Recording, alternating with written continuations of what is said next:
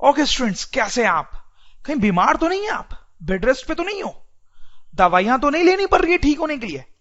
तो स्टूडेंट्स, हम अपना नया चैप्टर स्टार्ट करेंगे जिसका नाम है why do we fall ill, मतलब हम क्यों बीमार हो जाते हैं। तो स्टूडेंट्स, नाम से ही आपको समझ में आ रहा होगा कि इस चैप्टर में हम क्या करने वाले हैं। इस चैप्टर में हम डिफरेंट डिजीजेस के बारे में पढ़ने वाले हैं। हम ये पढ़ने वाले हैं कि हम बीमार क्यों हो जाते हैं, और फिर जब हम बीमार हो जाते हैं तो हमें कैसी दवाएं लेनी पड़ती हैं। इंट्रोडक्शन, तो सबसे पहले हम इंट्रोडक्शन देखते हैं चैप्टर का। देखो, हमारी जो ह्यूमन बॉडी है वो एक मशीन की तरह है। उसको हम एक कार से कंपेयर कर सकते हैं फॉर एग्जाम्पल। तो ये जो कार होता है उसके बहुत सारे पार्ट्स होते हैं, जैसे व्हील हो गया उसका। कार के अंदर सबसे इंपॉर्टेंट पार्ट होता है उसका इंजन। कार के ग्लास हो गया, ये कार की बॉडी हो गई बाहर की। फिर कार के अंदर सीट्स होती है जिसमें हम बैठते हैं। ओके, अब देखो, अगर आपने कार चलाई है यार, देखिए, तो आपको पता होगा कि कभी ना कभी व्हील्स में प्रॉब्लम आ जाती है, कभी इंजन में कोई प्रॉब्लम आ जाती है, कभी बॉडी में प्रॉब्लम आ जाती है। डिफरेंट डिफरेंट पार्ट्स में कुछ प्रॉब्लम आती रहती है, जिससे हमें कार को हमेशा ठीक कराते रहना पड़ता है, उसको रिपेयर कराते रहना पड़ता है। तो जिस तरह ये कार में या किसी मशीन में प्रॉब्लम्स आती हैं, वो खराब होती रहती हैं, वैसे हमारे ह्यूमन बॉडी में भी होता है। हमारा ह्यूमन बॉडी भी एक कॉम्प्लेक्स मशीन है। जैसे हमें पता है कि हमारे बॉडी में बहुत सारे सेल्स होते हैं स्टूडेंट्स। वो जो सेल्स होते हैं वो मिलके टिश्यूज बनाते हैं, और वो जो टिश्यूज होते हैं वो मिलके ऑर्गन्स बनाते हैं। इन सब में हमेशा कुछ ना कुछ एक्टिविटी चलती रहती है। जैसे कि हम सेल की बात अगर करें तो हमेशा नए सेल्स बनते रहते हैं जिससे हम ग्रो करते हैं, नए सेल्स बनते रहते हैं। कोई सेल खराब हो गया है तो उसमें रिपेयरिंग का काम चलता रहता है। कुछ सेल्स होते हैं जो एक जगह से दूसरी जगह मूव करते हैं, जैसे ब्लड के सेल्स जो होते हैं, ब्लड में जो सेल्स होते हैं वो मूव करते हैं एक जगह से दूसरी जगह। फिर हमारे बॉडी में बहुत सारे ऑर्गन्स होते हैं स्टूडेंट्स, जैसे हार्ट हो गया। हार्ट क्या करता है? ब्लड को पंप करता है, ब्लड को पंप करता है हमारी बॉडी में। जैसे लंग्स हो गए, लंग्स क्या करते हैं? हमें सांस लेने में मदद करते हैं, ब्रीदिंग में हमारी मदद करते हैं। ठीक है। जैसे ब्रेन हो गया हमारा, ब्रेन तो क्या काम करता है आप समझते ही हैं, बहुत सारे काम करता है। जैसे हमें चीजों को समझने में मदद करता है, अंडरस्टैंड। जैसे हमारी बॉडी में किडनी होती है, किडनी बहुत इंपॉर्टेंट ऑर्गन होता है हमारी बॉडी का। वो क्या करता है? वो यूरिन बनाता है, तो आप देख सकते हैं हमारी बॉडी के अंदर बहुत सारी एक्टिविटी चलती रहती है दिन रात। अब इतनी सारी एक्टिविटी चल रही है स्टूडेंट्स, तो उसमें कुछ ना कुछ गड़बड़ी तो हो ही सकती है, कुछ ना कुछ कहीं ना कहीं कुछ गड़बड़ी हो सकती है। तो जब किसी भी चीज में कहीं पर हमारे बॉडी में गड़बड़ी हो जाती है, ये जो एक्टिविटी चल रही है उनमें कुछ प्रॉब्लम हो जाती है, तो स्टूडेंट्स हम अच्छा फील नहीं करते हैं, हम अनकंफर्टेबल फील करते हैं, अनकंफर्टेबल, हमें परेशानी होने लगती है। वो जो सिचुएशन होती है वो सिचुएशन होती है इलनेस की, वो जो सिचुएशन है वो होती है इलनेस की, या हम बोल सकते हैं बैड हेल्थ की। बैड हेल्थ की मतलब हम सोच सकते हैं कि हम बीमार हो जाते हैं, हमारी हेल्थ खराब हो जाती है। तो इसी इलनेस और बैड हेल्थ के बारे में हम और आगे इस चैप्टर में पढ़ेंगे। Factors determining health. तो स्टूडेंट्स, हमारी जो हेल्थ होती है वो बहुत सारे फैक्टर्स पे डिपेंड करती है। उन फैक्टर्स को हम दो कैटेगरीज में डिवाइड कर रहे हैं, पर्सनल एंड कम्युनिटी। जैसे देखो, दोनों का एक एग्जांपल दूंगा तो आप समझ जाओगे। जैसे हमें बचपन से सिखाया जाता है कि एक्सरसाइज करने पे हमारी हेल्थ अच्छी रहती है, राइट। गार्बेज ऑन स्ट्रीट्स, अगर आप जहां रहते हो वहां सड़कों पे अगर गार्बेज होगा तो आपकी हेल्थ अच्छी नहीं रह पाएगी, सही बात। देखो, एक्सरसाइज करने की जहां तक बात है वो मेरे कंट्रोल में है कि मैं एक्सरसाइज करूं या नहीं। मैं चाहूंगा तो करूंगा, नहीं चाहूंगा तो नहीं करूंगा। लेकिन गार्बेज ऑन स्ट्रीट, क्या ये मेरे कंट्रोल में है कि गार्बेज ना हो? देखो, हम सब चाहते हैं कि गार्बेज ना हो, लेकिन आपके शहर में भी हो सकता है गार्बेज रहता हो रोड्स पे, तो वो हमारे कंट्रोल में नहीं है। लेकिन इस पे हमारी हेल्थ जरूर डिपेंड करती है ना। तो ऐसी चीजें जो हमारे कंट्रोल में है उसको हम पर्सनल वाली कैटेगरी में डालेंगे, और जो हमारे कंट्रोल में नहीं है, हमारे आसपास के सोसाइटी के कंट्रोल में है, आसपास की कम्युनिटी के कंट्रोल में है, उसको हम इस कैटेगरी में डालेंगे। समझ रहे हो स्टूडेंट? तो हम लिख सकते हैं यहां पे कि पर्सनल फैक्टर्स कौन से फैक्टर्स होते हैं which we can do as an individual, ठीक है, और कम्युनिटी के फैक्टर्स कौन से होते हैं which we can do as a society, ठीक है, जो हम इंडिविजुअली नहीं कर सकते, एज अ सोसाइटी कर सकते। तो आप समझ गए होंगे कि पर्सनल फैक्टर्स कैसे होते हैं और कम्युनिटी के फैक्टर्स कैसे होते हैं। इनके और एग्जांपल्स देखेंगे हम। देखो मैंने फोटोग्राफ हटा दिया है ताकि मेरे पास स्पेस हो लिखने का।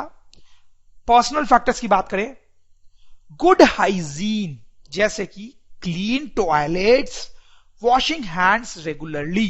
तो हमें बचपन से सिखाया जाता है कि हमें हैंड वॉश करना चाहिए, उससे हमारी हेल्थ अच्छी रहती है। न्यूट्रिशियस फूड, हमें न्यूट्रिशियस फूड खाना चाहिए अच्छी हेल्थ के लिए। अब देखो कम्युनिटी रिलेटेड और भी हम पॉइंट्स देखेंगे। Cleaning of drains on roads, roads पे ड्रेन्स होती हैं उनको साफ रखना चाहिए। अब देखो स्टूडेंट्स, गुड जॉब्स, अच्छा अच्छी हेल्थ के लिए लोगों के पास अच्छी जॉब्स होनी चाहिए। आपको लग रहा हो यार अच्छी जॉब से अच्छी हेल्थ का क्या लेना देना है? देखो good jobs should be available so that people can afford good food. देखो अभी हमने पढ़ा कि अच्छा खाना, न्यूट्रिशियस फूड जरूरी है अच्छे हेल्थ के लिए, लेकिन न्यूट्रिशियस फूड जो है वो महंगा आता है। तो जब किसी के पास अच्छी जॉब होगी, जब लोगों के पास अच्छी जॉब होगी, तभी उनके पास पैसा होगा और वो अच्छा फूड अफोर्ड कर पाएंगे। इसलिए सोसाइटी में लोगों के पास अच्छी जॉब्स होनी चाहिए, तभी उनका हेल्थ ज्यादा अच्छा रह सकता है। नेक्स्ट फैक्टर है हार्मनी अराउंड अस। देखो हमारे आसपास अगर लोग झगड़ते रहेंगे, हम उनसे झगड़ते रहेंगे, तो हम कभी भी हेल्दी नहीं रह सकते। उसके लिए एक हार्मोनियस और फ्रेंडली एनवायरनमेंट जरूरी है स्टूडेंट्स। आप समझ रहे हो? तो हमने देखा कुछ पर्सनल फैक्टर्स जो हम खुद प्रैक्टिस करके अपनी हेल्थ बेटर कर सकते हैं, और कुछ कम्युनिटी रिलेटेड फैक्टर्स जो हम जिस सोसाइटी में रहते हैं, जिस इंवायरमेंट में रहते हैं, उस पर डिपेंड करते हैं। ठीक, जिसे मैं आपको फाइनली ये बताना चाहता हूं कि our health depends not only on our own habits, our health depends not only on our own habits but also on environment around us. सही है? सिर्फ हमारी हैबिट्स पे हमारी हेल्थ डिपेंड नहीं करती है, हमारे आसपास की इन्वायरमेंट पे भी हमारी हेल्थ डिपेंड करती है। जैसे एक सिंपल सा एग्जांपल मैं आपको बताऊं तो आप देख सकते हो कि ये बच्चे बेचारे, आप देखो कैसे गंदे इन्वायरमेंट में इनको खेलना पड़ रहा है, लेकिन ये जो बच्चे आप देखो कितने साफ सुथरे इन्वायरमेंट में खेल रहे हैं। तो आपको क्या लगता है किन बच्चों का हेल्थ बेटर होगा? आप समझ रहे होंगे इन बच्चों का हेल्थ उतना अच्छा शायद ना हो और इन बच्चों का हेल्थ अच्छा हो, बिकॉज ऑफ बेटर इन्वायरमेंट। तो स्टूडेंट्स अभी तक हमने नॉर्मल टाइप की बातें की हैं जो आपको ऑलरेडी से पहले पता भी होगी। अब धीरे धीरे हम टेक्निकल होते जाएंगे। ये देखो यहां पे दो टर्म्स मैंने लिखे हैं, हेल्थ और डिजीज। हेल्थ और डिजीज नॉर्मली लोग समझते हैं कि दोनों टर्म सेम ही होते हैं, बट ऐसा नहीं है, उनमें डिफरेंस है। क्या डिफरेंस है मैं आपको बताना चाहता हूं। जैसे कि सबसे पहले हम डिजीज की बात करें। डिजीज क्या होता है? डिजीज बहुत खतरनाक वर्ड, इसका मतलब होता है कोई बीमारी। जैसे कैंसर एक बीमारी है, डिजीज है। एड्स एक बीमारी है, एक डिजीज है। मलेरिया एक बीमारी है, डिजीज है। ये तो हो गया डिजीज। अब हेल्थ का क्या मतलब होता है स्टूडेंट्स? देखो हेल्थ जो है वो एक इंग्लिश वर्ड है एक्चुअली। उसका मतलब होता है, आप ऐसा सोच सकते हो, नॉट फीलिंग वेल। मतलब किसी भी रीजन से अगर आपको अच्छा नहीं लग रहा है तो आप बोल सकते हो कि आपकी हेल्थ खराब है, आपकी हेल्थ खराब है। जैसे मैं आपको कुछ एग्जांपल्स देता हूं। जैसे कि सपोज करो आप एक्चुअली में किसी डिजीज से सफर कर रहे हो, तब तो ऑब्वियस बात है कि आपकी हेल्थ खराब होगी ही होगी, बैड हेल्थ होगी। लेकिन सपोज करो आपको स्ट्रेन आ गया, स्ट्रेन, जैसे लोग स्पोर्ट्स खेलते हैं तो स्ट्रेन वगैरह आ जाता है, तो कोई डिजीज हो गया है क्या? कोई बीमारी हो गई आपको? नहीं, ऐसा नहीं। स्ट्रेन आया कुछ दिन में ठीक हो जाए, तो आपको कोई डिजीज नहीं हुई है यहां पे। लेकिन हम ऐसा तो बोल ही सकते हैं कि आपकी बैड हेल्थ चल रही है, अभी स्ट्रेन आ गया है, बैड हेल्थ चल रही है, खेल वेल नहीं पाओगे। सपोज आप डिप्रेस्ड हो, गर्लफ्रेंड छोड़ के भाग गई आपकी, तो आप डिप्रेशन में हो, तो कोई बीमारी हो गई क्या आपको? बिल्कुल नहीं। लेकिन हम बोल सकते हैं कि यार की बैड हेल्थ है आपकी। जो सोनू निगम है, बहुत अच्छा सिंगर है, अब उसका किसी ने गला खराब है, बैड थ्रोट, गला खराब है, आवाज बजी हुई है, तो कोई बीमारी हो गई है उसको? बिल्कुल नहीं। लेकिन बेचारा अनकंफर्टेबल होगा, गाना नहीं गा पाएगा, अपना काम नहीं कर पाएगा ढंग से, तो हम बोल सकते हैं कि बैड हेल्थ में। तो आपको समझ में आ रहा है कि हेल्थ जो है वो एक जनरल टर्म होता है, जबकि डिजीज का मतलब होता है कोई पर्टिकुलर बीमारी। और इंपॉर्टेंट बात यह है कि जो मैं लिख रहा हूं यहां पे, one can be in bad health even without suffering from a disease.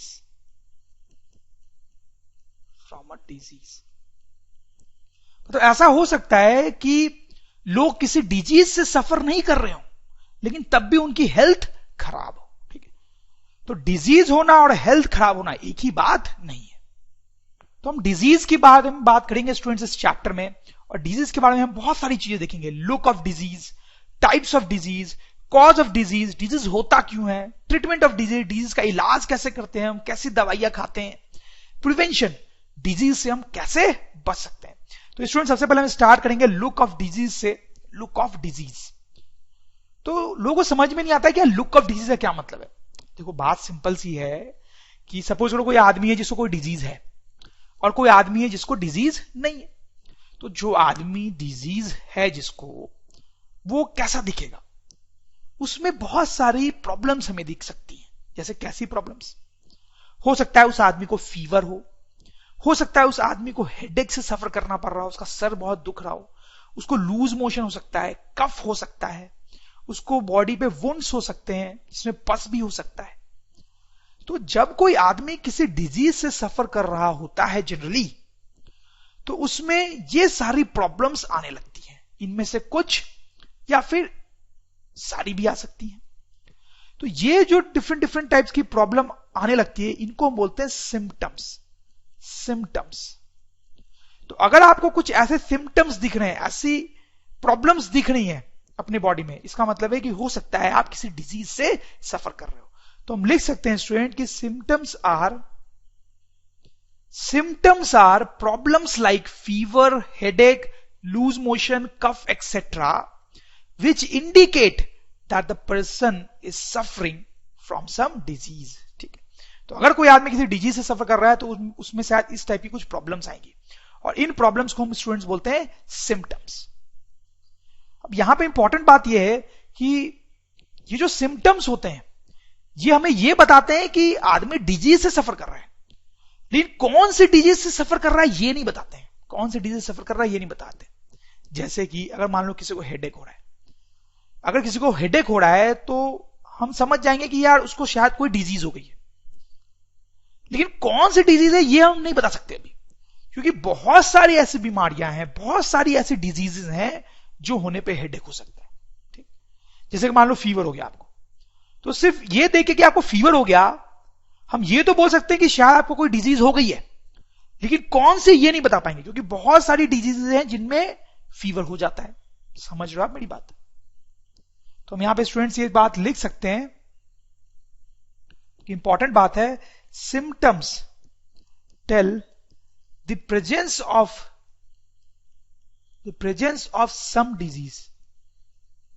Symptoms ये बताती हैं कि कोई डिजीज है, but they do not tell exactly which disease. वो ये नहीं बताती हैं एग्जैक्टली कि कौन सी डिजीज है। तो स्टूडेंट्स यहां पे एक प्रॉब्लम है, आप शायद समझ ही रहे होंगे कि सिम्टम से डिजीज कौन सा है ये तो पता चल नहीं रहा है, तो फिर डॉक्टर इलाज कैसे करेगा जब पता ही नहीं चला उसको कि डिजीज कौन सा है? कैसे दवाई देगा आपको? देखो, तो डॉक्टर्स को कैसे पता चलता है कि कौन सा डिजीज है? डॉक्टर्स जो है वो सिम्टम्स जैसे एक और टर्म को एनालाइज करते हैं, साइंस क्या होता है? साइंस वो चीज होती है which tell the exact disease. Science वो चीजें होती हैं जिससे हमें यह पता चलता है कि एग्जैक्टली कौन सी डिजीज है। देखो, साइंस के अंतर्गत बहुत सारी चीजें आती हैं, जैसे कि फाइनर डिटेल्स ऑफ सिम्टम्स। अब जैसे देखो, मैंने आपको बताया कि फीवर से ये नहीं पता चलता है कि कौन सा डिजीज है, क्योंकि बहुत सारी डिजीज में फीवर होता है, लेकिन हर डिजीज में फीवर का पैटर्न थोड़ा अलग अलग हो सकता है। जैसे कि कुछ डिजीज में हो सकता है कि फीवर बहुत ज्यादा होता हो, कुछ में फीवर कम होता हो, कुछ में फीवर हो सकता है कि सुबह को ज्यादा हो जाता हो, शाम में कम होता हो, कुछ में शाम को ज्यादा हो जाता हो फीवर और सुबह कम होता हो। तो इस तरीके से फीवर के अगर हम फाइनल डिटेल्स को एनालाइज करें तो हमें पता चल सकता है कि कौन सा डिजीज है। वैसे ही बाकी सिम्टम्स के साथ भी एप्लीकेबल है। ओके, तो साइन में एक तो आ गया फाइनल डिटेल्स ऑफ सिम्टम्स, उससे हमें पता चल सकता है कि कौन से डिजीज है। और भी बहुत सारी चीजें आती हैं, जैसे आप जब डॉक्टर के पास जाते हो तो बहुत सारे काम करता है, आपने शायद देखा होगा। जैसे इस तरह से वो ये इंस्ट्रूमेंट लेके आपकी हार्ट बीट चेक करता है, हार्ट बीट चेक करता है, तो उससे कुछ रीडिंग आती है, उसके हेल्प से डॉक्टर पता कर सकता है कि कौन सी डिजीज है। तो this will be a sign, इसको हम बोलेंगे एक साइन। जैसे ये एक और तरीके की मशीन होती है जो ब्लड प्रेशर मेजर करती है, ठीक है। इससे भी कुछ रीडिंग आती है जिससे डॉक्टर पता कर सकता है कि आपको कौन सी डिजीज है। यहां पे क्या मेजर हो रही थी? Heart beat. और सबसे इंपॉर्टेंट होता है ब्लड या यूरिन टेस्ट, ब्लड या यूरिन टेस्ट। जैसे कई बार आप डॉक्टर के पास जाते हो तो वो इंजेक्शन लगाता है आपकी बॉडी में और खून निकालता है, खून निकालता है। फिर डॉक्टर क्या करता है? उस खून पे बहुत सारे एक्सपेरिमेंट्स करता है। वैसे वो आप उसको अपना यूरिन भी देते हो, उस पर वो बहुत सारे एक्सपेरिमेंट्स करता है, जिससे उसको बहुत सारी बातें पता चलती हैं, जिससे ये पता चलता है कि आपको कौन सी डिजीज है। तो दीज आर ऑल साइंस। तो आई होप स्टूडेंट्स आप समझ गए होंगे। तो स्टूडेंट्स क्या पढ़ा हमने, थोड़ा सा देखते हैं, हम रिकॉल करते हैं। हमने देखा लुक ऑफ डिजीज। हमने देखा कि जब हम बीमार होते हैं तो हमें कुछ सिम्टम्स आते हैं जिससे हमें पता चलता है कि कोई बीमारी हुई है, कोई बीमारी हुई है। कौन सी हुई है वो पता नहीं चलता अभी सिम्टम्स से। फिर जब हम डॉक्टर के पास जाते हैं तो डॉक्टर और एनालिसिस करते हैं, उनको कुछ साइंस मिलते हैं जिनसे उनको पता चलता है कि एग्जैक्टली कौन सा डिजीज है। अब हम आगे बढ़ेंगे स्टूडेंट्स और हम पढ़ेंगे cause of disease. This is important कि आखिर डिजीज हमें होता ही क्यों है। तो डिजीज के बहुत सारे कॉज हो सकते हैं, उनको हम दो कैटेगरीज में यहां डिवाइड करके पढ़ेंगे, एक्सटर्नल कॉज स्टूडेंट्स और इंटरनल कॉज। तो स्टूडेंट्स हम देखते हैं कि एक्सटर्नल कॉज क्या क्या हो सकते हैं डिजीज होने के। जैसे कि हमने माइक्रोब्स के बारे में तो पढ़ा ही है पहले वाले चैप्टर्स में। जैसे आप नाम ले सकते हो, बैक्टीरिया हो गया, वायरस हो गया, फंगस हो गया, और स्टूडेंट्स प्रोटोजोआ हो गया, फिर वॉर्म्स होते हैं। ये सब बहुत छोटे छोटे जीव होते हैं, बहुत छोटे छोटे ऑर्गेनिज्म्स होते हैं। ये बहुत आसानी से हमारी बॉडी के अंदर घुस जाते हैं और उसके कारण हमें डिजीज हो जाते हैं। अब ये हमारे बॉडी के अंदर कैसे घुसते हैं वो भी हम देखेंगे। तो इनके हमारे बॉडी में घुसने के कारण जब डिजीज होता है तो हम बोलते हैं एक्सटर्नल कॉज। एक्सटर्नल क्यों एक्सटर्नल बोल रहे हैं आप समझ ही रहे होंगे, क्योंकि ये हमारी बॉडी के बाहर से आते हैं। Come from outside body, come from outside body, हमारे बॉडी के बाहर से आते हैं, ठीक है। लेकिन कई बार इंटरनल कॉजेस भी होते हैं डिजीज के। जैसे कि मैं आपको बताऊं, लैक ऑफ एक्सरसाइज। मान लो आप एक्सरसाइज नहीं करते हो और आपको कोई बीमारी हो जाती है, जैसे हाई ब्लड प्रेशर हो सकता है आपको अगर आप एक्सरसाइज नहीं करते हो तो हाई ब्लड प्रेशर नाम की बीमारी हो सकती है। तो ये इंटरनल कॉज हुआ या एक्सटर्नल कॉज हुआ? लैक ऑफ एक्सरसाइज आप समझ रहे होंगे वो एक इंटरनल कॉज है, किसी ने आप पे अटैक तो किया नहीं है, तो ये इंटरनल कॉज है डिजीज होने का। जैसे फिर ओवर ईटिंग। अब देखो ऐसे तो हमें अच्छे अमाउंट में खाना चाहिए, लेकिन अगर बहुत ज्यादा भी खा लोगे तो बीमार हो जाओगे, ठीक। जैसे आपको ओबेसिटी हो जाएगी। ओबेसिटी जानते हो आप? ओबेसिटी का मतलब होता है कि आप बहुत मोटे हो गए हो, ठीक। तो ये भी एक इंटरनल कॉज है, आपने ज्यादा खाया इसलिए आप बीमार हुए। मैल न्यूट्रिशन। मैल न्यूट्रिशन मतलब यार कि आपने अगर अच्छा खाना नहीं खाया, हेल्थी फूड नहीं खाया, तो आप बीमार हो सकते हो। फिर जेनेटिक रीजंस होते हैं कई बार। जेनेटिक रीजंस का मतलब होता है कि जैसे कि अगर पेरेंट्स को कोई बीमारी है, और उससे चिल्ड्रन को वो बीमारी आ जाती है, ठीक है, फैमिली मेंबर से अगर कोई बीमारी आती है तो उसको हम जेनेटिक बीमारी बोल सकते हैं। फिर सिंस बर्थ। कई बार बहुत अनफॉर्चुनेटली क्या होता है कि जन्म से ही कोई लोगों में बीमारी होती है। जैसे जन्म से ही किसी की आंख खराब है, जन्म से ही कोई ब्लाइंड है, ठीक है। तो इसमें बाहर से तो कोई अटैक हुआ नहीं है, ये भी इंटरनल कॉज हुआ, ठीक है। फिर हो सकता है cause failure of some organs. जैसे कोई ऑर्गन आपका फेल हो गया, जैसे किडनी अचानक फेल हो गई, ठीक है, किडनी अचानक फेल हो गई, हार्ट अचानक फेल हो गया, ठीक है, आपकी आंखें अचानक फेल हो गई तो आप ब्लाइंड हो गए। ये सब भी इंटरनल कॉज है। तो एक्सटर्नल कॉज में मेनली ये आता है कि कोई माइक्रोब आप पे अटैक करता है, तो उससे आपको जो डिजीज होता है तो हम उस टाइम बोलेंगे कि एक्सटर्नल कॉज था। और अदरवाइज बहुत सारे रीजंस होते हैं जिनको हम इंटरनल कॉजेस बोल सकते हैं। स्टूडेंट्स, अभी हमने कॉज ऑफ डिजीज देख लिया। अब हम एक इंटरेस्टिंग चीज देखेंगे, different levels of cause of disease. जैसे मैं आपको एक एग्जांपल से समझाता हूं। ये है हमारा दोस्त चिंटू। ये चिंटू जो है वो बीमार पड़ जाता है, उसको लूज मोशन होने लगते हैं, ठीक है, वो बीमार पड़ गया। क्यों बीमार पड़ गया यार? ये आप देख सकते हो कि वो गंदा पानी पी रहा है। आपको कभी नहीं करना ऐसा। तो वो जो गंदा पानी पी रहा था उसमें माइक्रोब्स थे, सपोज करो वायरस था। तो जब उसने पानी पिया तो पानी के साथ साथ वायरस भी उसके बॉडी में चला गया और उसने उसको बीमार कर दिया। तो हम बोल सकते हैं चिंटू क्यों बीमार हुआ? क्योंकि उसके बॉडी में वायरस चला गया। सही है। अब उसके बॉडी में वायरस क्यों गया? तो हम बोल सकते हैं वायरस इसलिए गया क्योंकि उसने डर्टी वाटर पिया। ठीक। अब उसने डर्टी वाटर पिया क्यों पिया उसने डर्टी वाटर? उसको शौक है डर्टी वाटर पीने का? नहीं, बेचारा गरीब है, उसके पास पीने का साफ पानी है ही नहीं। तो इसलिए प्यास लगी तो मजबूरी में प्यास बुझाने के लिए गंदा पानी पीना पड़ा। तो उसने क्यों पिया गंदा पानी? Because of poverty. समझ लो आप स्टूडेंट्स? तो अगर देखा जाए तो टेक्निकली उसके बीमार पड़ने का रीजन तो है वायरस, लेकिन देखा जाए तो कहीं ना कहीं पोवर्टी, गरीबी भी उसके बीमार पड़ने का रीजन है। ठीक। तो यहां पर हम क्या बोलेंगे? हम बोलेंगे कि ये जो वायरस का उसके बॉडी के अंदर जाना है, ये जो है वो इमीडिएट कॉज है। ये इमीडिएट कॉज है उसके डिजीज का, इमीडिएट कॉज है। या फिर हम बोलेंगे उसको कि वो फर्स्ट लेवल कॉज है, फर्स्ट लेवल कॉज। उसने गंदा पानी पिया, इसको हम बोलेंगे second level cause of his disease, second level cause of his disease. वो गरीब है, उसको हम बोलेंगे third level cause of his disease. समझ गए होंगे स्टूडेंट्स आप? सिंपल सी बात है। अब स्टूडेंट्स यहां पे एक और बात है समझने की। चिंटू जिस बस्ती में रहता है उसमें और बहुत सारे बच्चे हैं, बिल्कुल, और उनका सिनेरियो वही है जो कि चिंटू का है। चिंटू की तरह वो भी गरीबी का शिकार है। जब प्यास लगती है तो चिंटू की तरह वो भी यही गंदा पानी पीते हैं, और यही गंदा पानी पीते हैं तो उनके अंदर भी यही वायरस जाता है।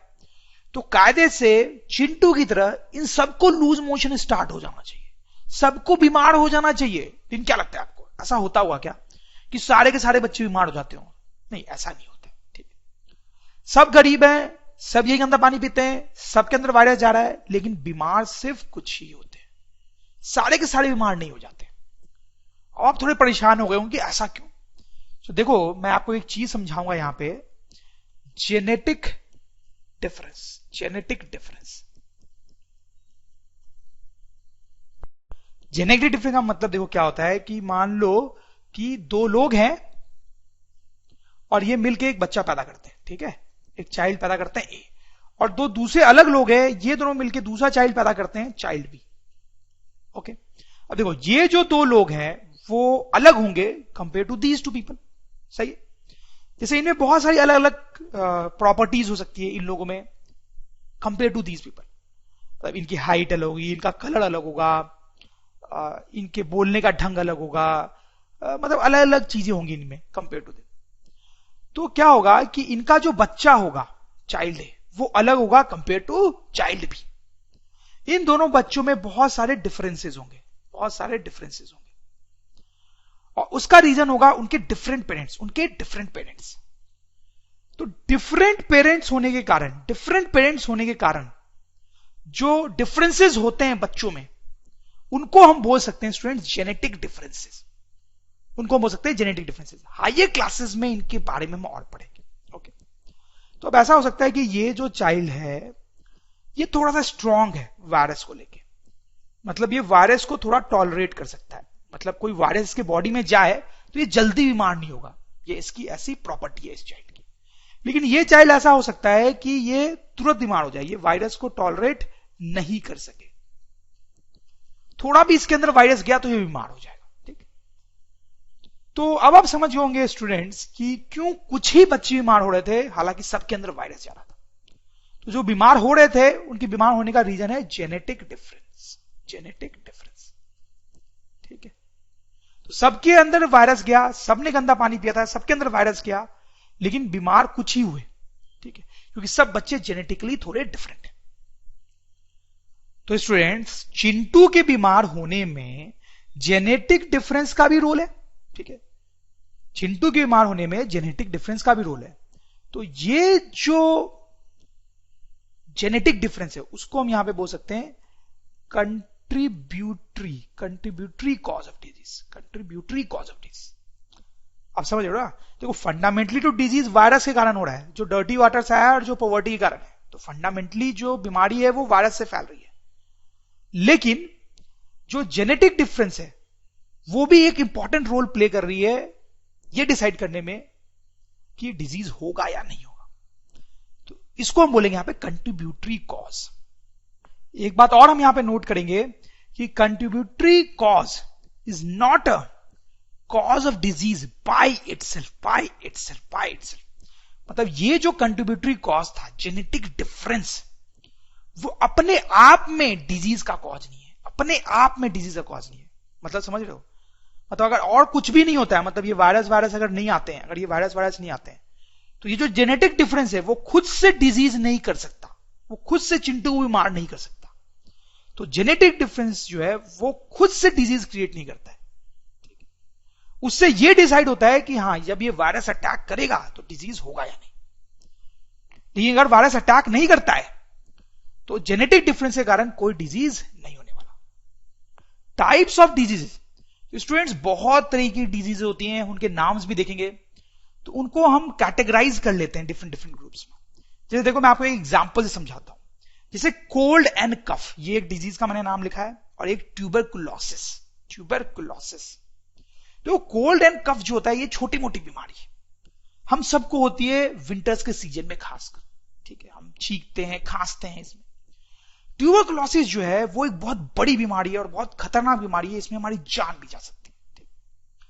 अब देखो, ये अगर कोल्ड एंड कफ जैसे आपको बीमारी हो गई तो कितना टाइम लगेगा इसको ठीक करने में? सोचो, 2 दिन, 3 दिन, हफ्ता, 10 दिन, ठीक है, थोड़ा कम थोड़ा ज्यादा ठीक हो जाएगा।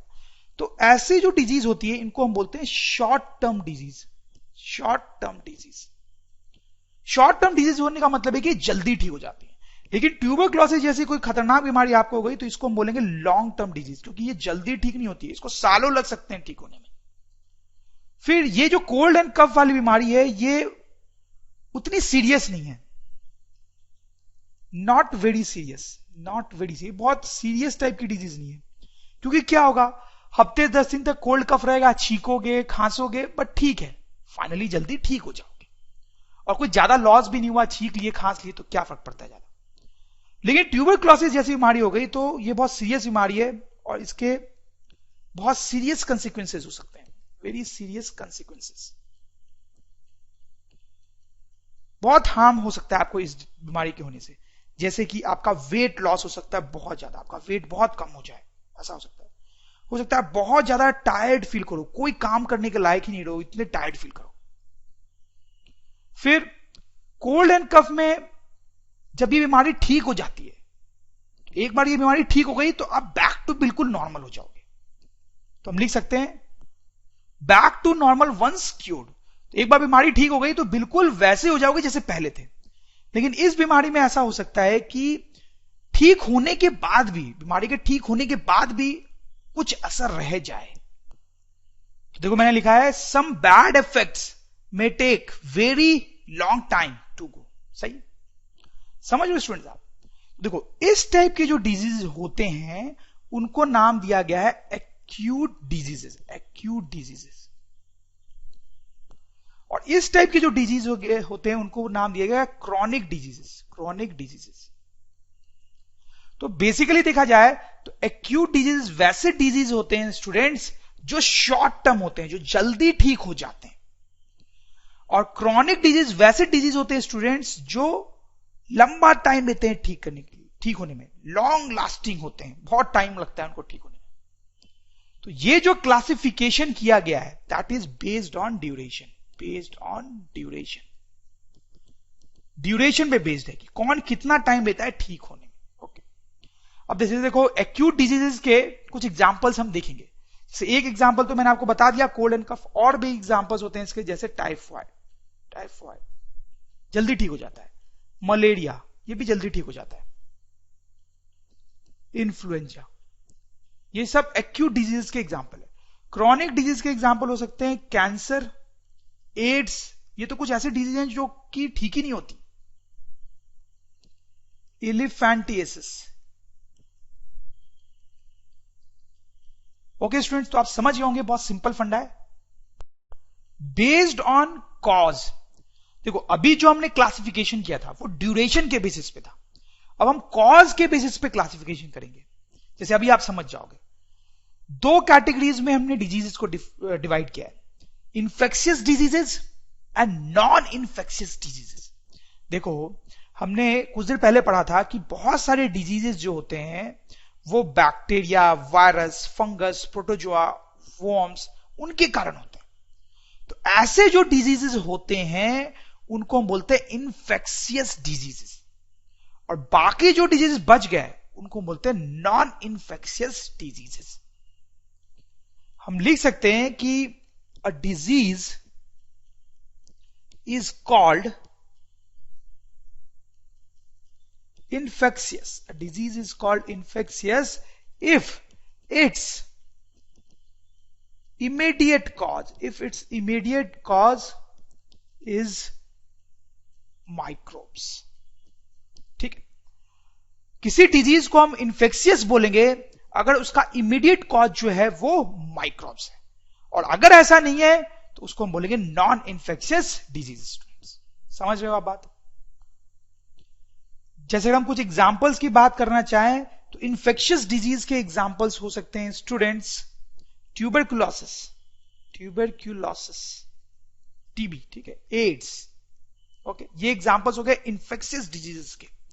नॉन इन्फेक्शियस डिजीज के हम कुछ एग्जाम्पल्स देखने चाहें तो वो हो सकता है कैंसर, डायबिटीज, और भी बहुत सारे एग्जाम्पल्स हैं जो मैं आपको आगे चल के बताऊंगा। तो आगे स्टूडेंट्स इस चैप्टर में अब हम इन्फेक्शियस डिजीजेस पे कंसंट्रेट करेंगे, नॉन इन्फेक्शियस पे हमारा ज्यादा ध्यान नहीं होगा। इन्फेक्शियस डिजीज को अब हम और डिटेल में देखने वाले हैं। तो लेट्स स्टार्ट।